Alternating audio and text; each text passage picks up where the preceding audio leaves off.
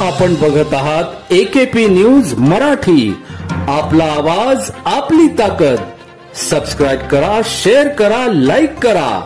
AKP news Marathi. जबरी लुटमारीच्या गुन्ह्यातील फरार असलेल्या सराईत गुन्हेगारास नाशिक ग्रामीण पोलिसांनी पिस्टल व जिवंत कारतुसासह जेरबंद केले।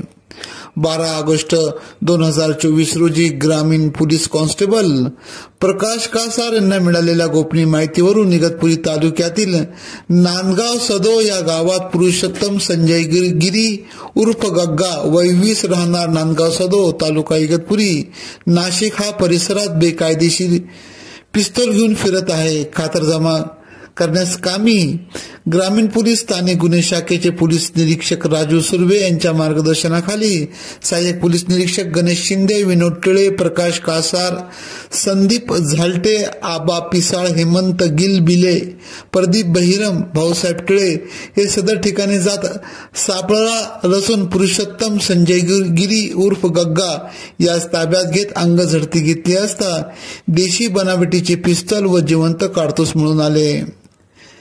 त्याच्या विरुद्ध इगतपुरी, वाडीवारे, घोटी येथे 8 विविध कलमाखाली गुन्हे दाखल असून पुढील कारवाई कामे इगतपुरी पोलीस ठाणे येथे जमा केले आहे।